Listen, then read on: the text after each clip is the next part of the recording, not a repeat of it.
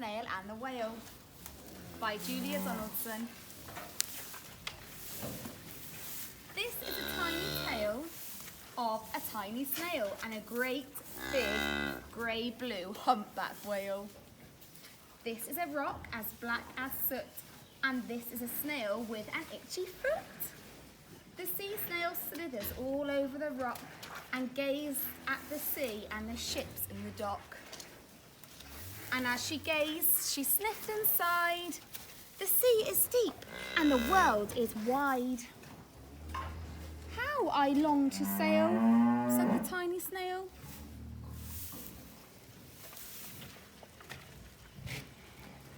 These are the other snails in the flock, who are all stuck tight to the smooth black rock, and said to the snail with the itchy foot, "Be quiet! Don't wriggle, sit still, stay put." But the tiny sea snail sighed and sniffed, then cried, "I've got it! I'll hitch a lift." This is the trail of the tiny snail, a slithery trail that looped and curled and said, "Lift wanted around the world."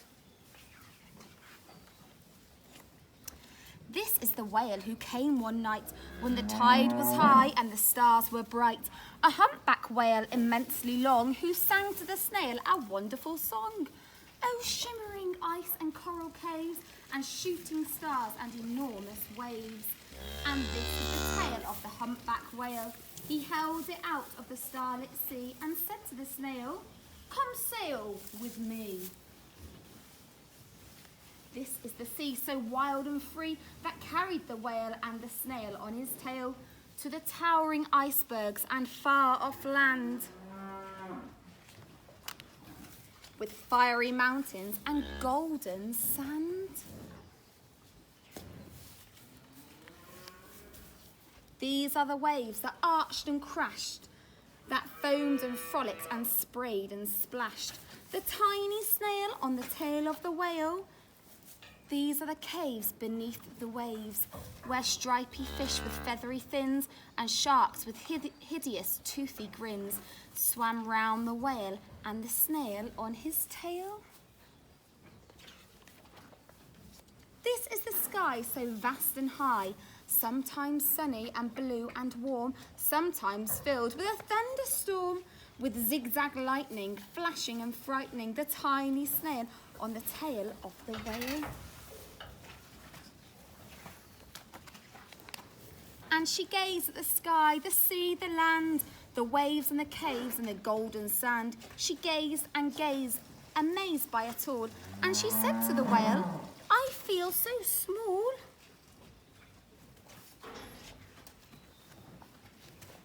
But then came the day the whale lost his way. These are the speedboats running a race, zigging and zooming all over the place, upsetting the whale with her ear-splitting roar, making him swim too close to the shore. This is the tide slipping away. Oh no. And this is the whale lying beached in a bay. "Quick, off the sand, back to the sea," cried the snail. "I can't move on land, I'm too big," moaned the whale. The snail felt helpless and terribly small. Then, "I've got it," she cried, and started to crawl. "I must not fail," said the tiny snail. There she goes. This is the bell on the school in the bay, ringing the children in from their play. This is the teacher holding her chalk, telling the class, "Sit straight, don't talk." This is the board as black as soot, and this is the snail with the itchy foot. "A snail, a snail!" The teacher turns pale. "Look," says the children, "it's leaving a trail." This is the trail of the tiny snail, a silvery trail saying, "Save the whale!" These are the children running from school, fetching the firemen, digging a pool, squirting and spraying to keep the whale cool. This is the tide coming into the bay, and these are the villagers shouting, "Hooray!" as the snail and the whale travel safely away. They they saved the whale. Back to the dock and the flock on the rock, who said, "How time's flown, and haven't you grown?" And the whale and the snail told their wonderful tale of shimmering ice and coral waves, and shooting stars and enormous waves, and of how the snail, so small and frail, with her looping, curling, silvery trail, saved the life of a humpback whale.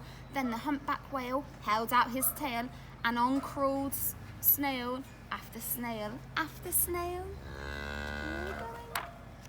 And they sang to the sea as they all set sail on the tail of the great blue humpback whale. What a lovely story. The end.